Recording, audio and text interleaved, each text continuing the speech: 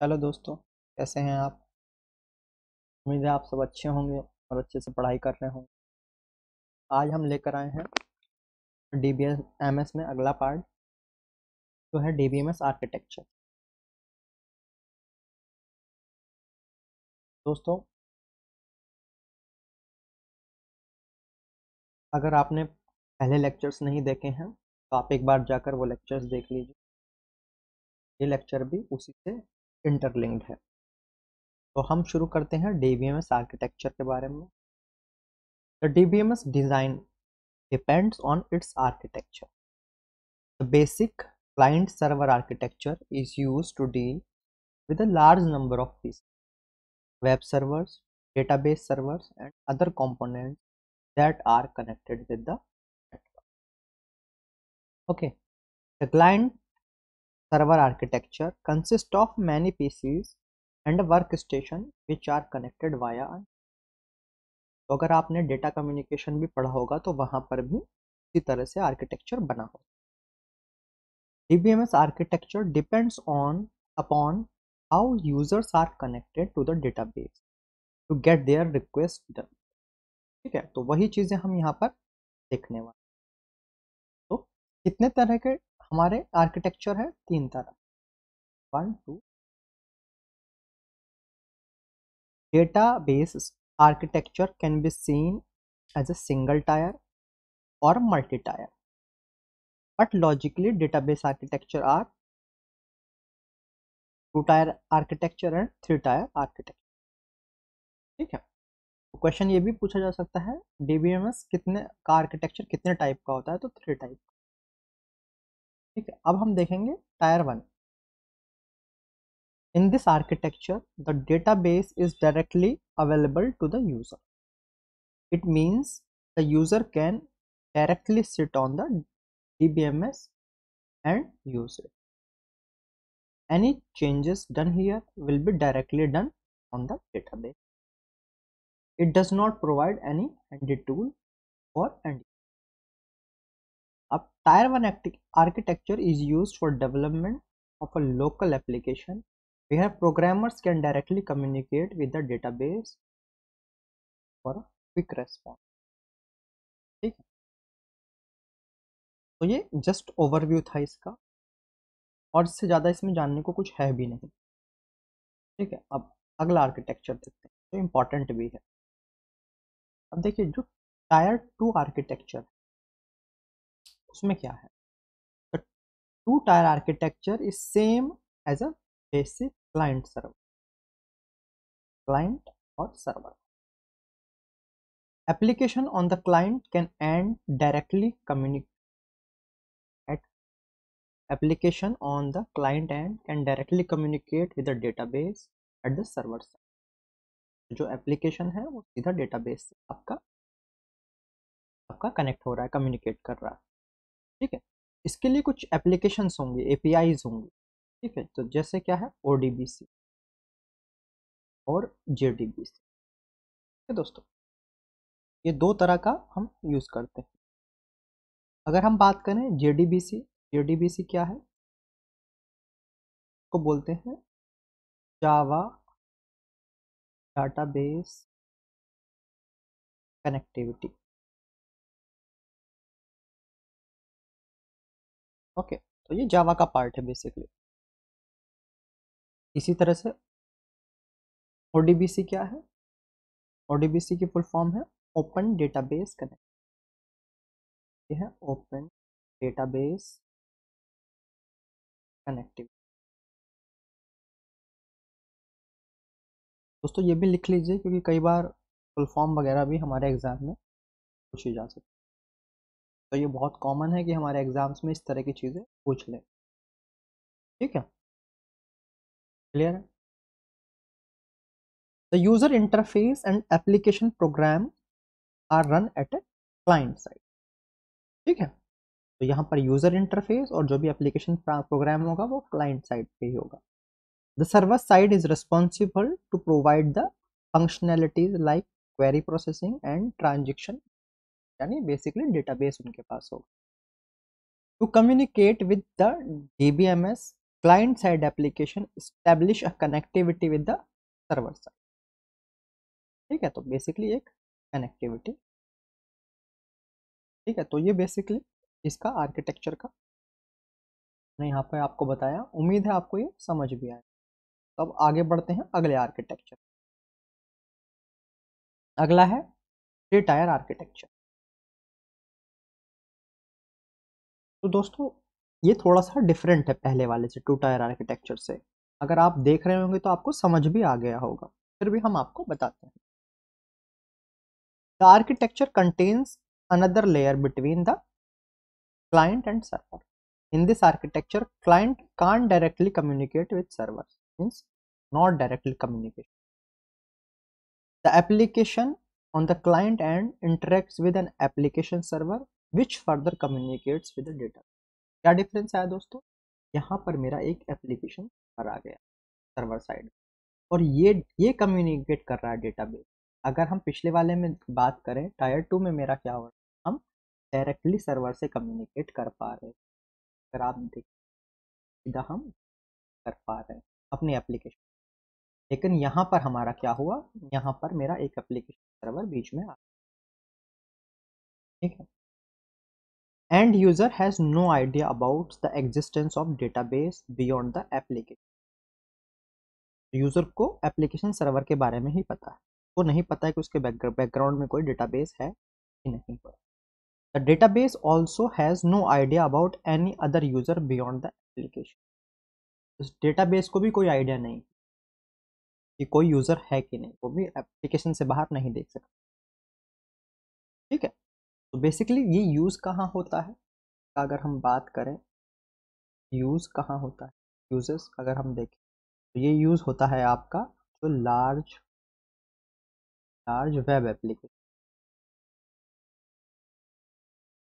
जो लार्ज आपका web application ये यूज होता है। क्लियर है दोस्तों? उम्मीद है होगी आपको ये आर्किटेक्चर सिस्टम समझ आया है। ठीक है, अब इससे हम थोड़ा आगे बढ़ते हैं। आर्किटेक्चर तो हमने देख लिया, अब इसमें स्कीमा की हम बात करेंगे। ठीक है, अब इसके बाद आता है 3 स्कीमा आर्किटेक्चर। दोस्तों ये इंपॉर्टेंट भी है, इस पर क्वेश्चन भी पूछा जा चुका है ऑलरेडी हमारे एग्जाम में।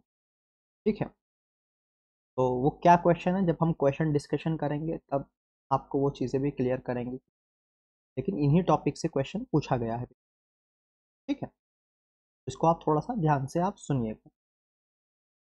This schema architecture is also called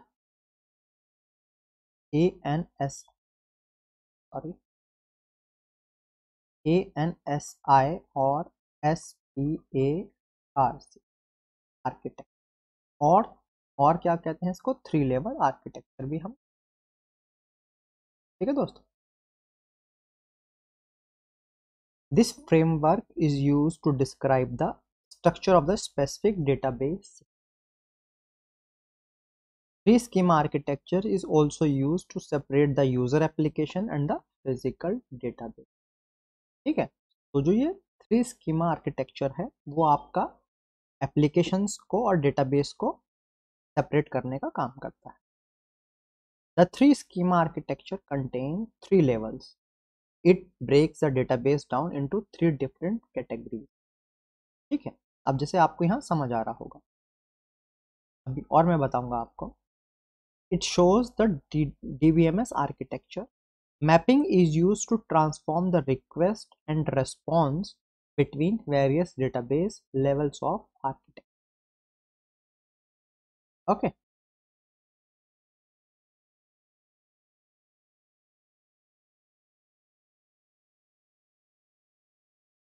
लेकिन जो मैपिंग है, हमने कहा जो मैपिंग है वो होती है, लेकिन ये जो स्मॉल डेटाबेस है उसके लिए नहीं होगी, क्योंकि उसमें काफ़ी टाइम लगता है। ठीक है, मैपिंग होने में। इन एक्सटर्नल और conceptual mapping it is necessary to transform the request from external level to conceptual level. अब देखिए दोस्तों, यहाँ आप समझेंगे तो हमने 3 लेवल बना दिए हैं, 3 तरह का स्कीमा हो गया मेरा, internal schema, conceptual schema, external schema. ठीक है, तो डेटाबेस इंटरेक्ट करेगा इंटरनल लेवल से, फिर उसके बाद कॉन्सेप्चुअल लेवल पर, और फिर एक्सटर्नल। ठीक है, क्लियर है दोस्तों? तो यहाँ पर जो मैपिंग आएगी, यहाँ किस किस के बीच में हो रही है, कंसेप्चुअल लेवल और इंटरनल लेवल के बीच में मैपिंग। यहाँ पर होगी एक्सटर्नल लेवल और कंसेप्चुअल लेवल के बीच में। ठीक है, क्लियर है? तो यहाँ पर जो हम कह रहे हैं, एक्सटर्नल और conceptual mapping, it is necessary to perform the request from external to conceptual level. Okay,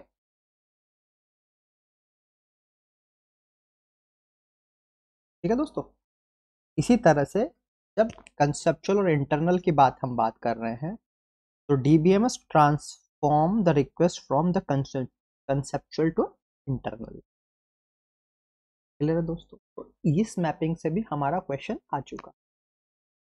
ठीक है, तो बेसिकली सिंपल है, डेटाबेस के बाद इंटरनल स्कीमा, फिर कॉन्सेप्चुअल और देन एक्सटर्नल। क्लियर है? और उसके बीच में इंटरफेसेस, एक्सटर्नल रिक्वेस्ट करेगा, कॉन्सेप्चुअल को जाएगा, फिर वो इंटरनल को जाएगा, फिर वो डेटाबेस को। इसी तरह से वापस से जब रिप्लाई जाएगा, जब आपकी क्वेरी का आपका जो आंसर जाएगा, वो भी इसी तरह से वापस जाएगा। क्लियर है दोस्तों? उम्मीद है ये आपको समझ आया होगा। अब नेक्स्ट देखते हैं, ऑब्जेक्टिव्स की हम बात करते हैं। The main objective of a 3-level architecture is to enable multiple user to access the same data with a personalized view while sorting the underlying data only once. Thus, it separates the user's view from the physical structure of the database. The separation of are desirable for the following reasons. We will see these reasons.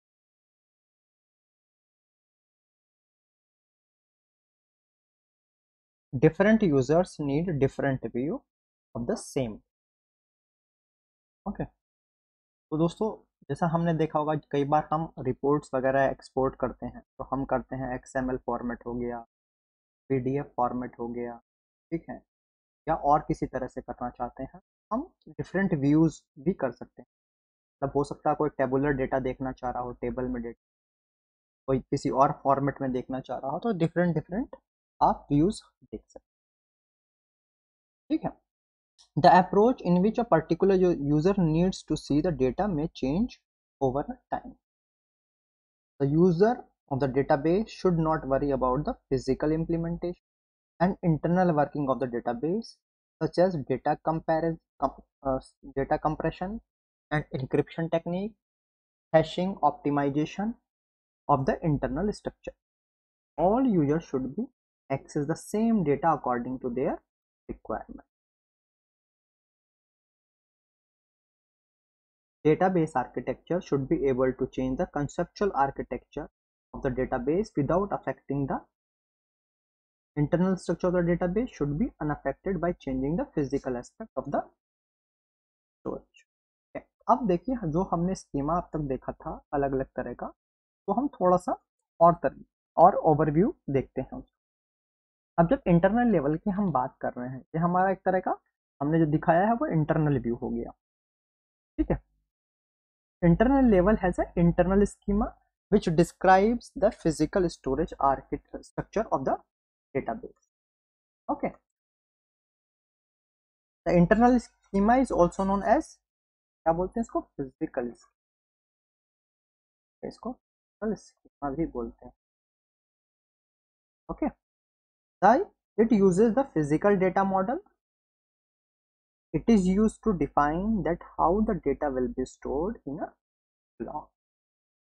Okay, the physical level is used to describe the complex low level data structure in detail. ठीक है, तो ये activities हमारी होती हैं, storage space allocation यहाँ पर होता है। एग्जाम्पल हो गया बिट ट्रीज हैशिंग, बी का मतलब binary trees. Okay, access paths की बात कर सकते हैं, for example specification of primary secondary keys, indexes, pointers and sequence. Okay, data compression and encryption, optimisation of internal structure, representation of stored field. तो यहाँ पर ये इस लेवल पे ये चीजें। ठीक है दोस्तों, अब अगला व्यू देखते हैं हम, जो हमारा था कंसेप्चुअल व्यू, उसको हम बोलते हैं ग्लोबल व्यू भी। Okay, the conceptual schema describe the design of the database at the conceptual level. ठीक है, इसको कंसेप्चुअल लेवल को हम बोलते हैं लॉजिकल लेवल। ठीक है, the conceptual schema describe the structure of whole database. The conceptual level describes what data are to be stored in database and also describe what relationship exist among those two. Okay. The conceptual level, internal details such as implementation of the data structure are hidden. जो internal detail हो गई वो hidden हो गई। Clear? Programmers and database administration work at, कौन कौन काम करता है इस पर? काम करता है programme and database admin. Okay,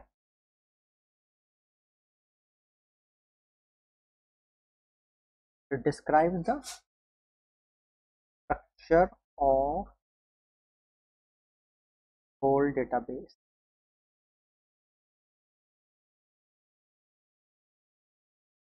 Okay, एक लाइन हम इसको लिख लेते हैं, थोड़ा सा इंपॉर्टेंट भी हो जाएगी। इंपॉर्टेंट है लाइन ये इसके लिए। Conceptual level describes what data are to be stored in the database and also describes what relationship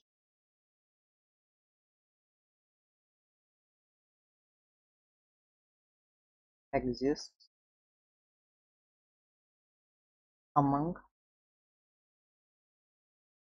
those data. Okay, ठीक है दोस्तों, अगला व्यू हम देखते हैं एक्सटर्नल व्यू।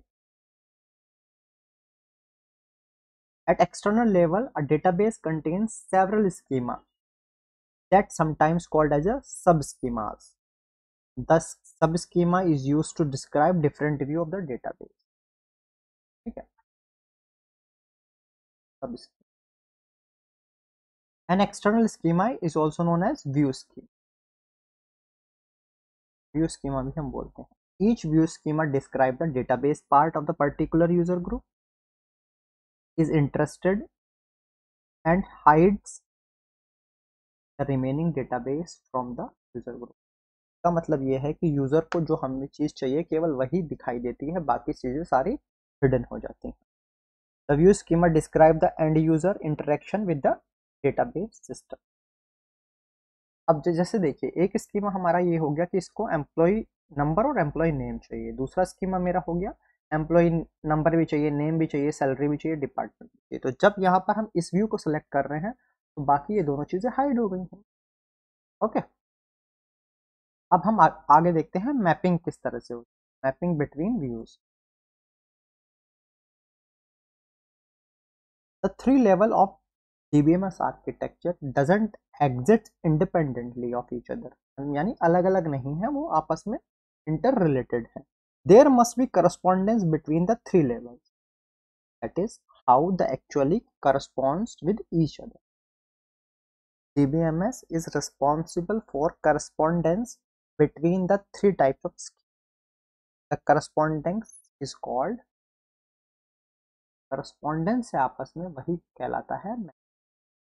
ठीक है, तो बेसिकली दो तरह की मैपिंग हो गई, कंसेप्चुअल इंटरनल और एक्सटर्नल कंसेप्चुअल। जो हमने पहले वाले हम जो फिगर हम देख रहे थे वहां पर हमने ये चीजें समझ ली। ठीक है, conceptual internal mapping lies between conceptual level and internal level. Its role is to define the correspondence between the records fields of the conceptual level and the files and data structure of the internal. ये बात भी हम कर चुके हैं। ठीक है, external की बात करें, एक्सटर्नल कंसेप्चुअल की बात, It lies between the external level and conceptual level. Its role is to define the correspondence between the particular external and conceptual. ठीक है दोस्तों, उम्मीद है आप इस फिगर से इसको रिलेट कर पाए। यहाँ पर हमने ये चीज़ें बात भी की, ठीक है। तो दोस्तों ये पार्ट काफ़ी इम्पोर्टेंट और इससे ऑलरेडी एग्जाम में क्वेश्चन जा चुका है। हम बाद में जब हम क्वेश्चन की सीरीज शुरू करेंगे तो वहाँ पर वो क्या क्वेश्चन था और किस तरह से हमने आंसर किया वो वहीं पर हम डिस्कशन करें। तब तक के लिए आप इसको अच्छे से पढ़ते रहिए और दोस्तों वीडियो को लाइक कीजिए, चैनल को सब्सक्राइब कीजिए, अपने दोस्तों के साथ शेयर कीजिए। इसी के साथ मैं आज का वीडियो एंड करता हूँ। Thank you very much.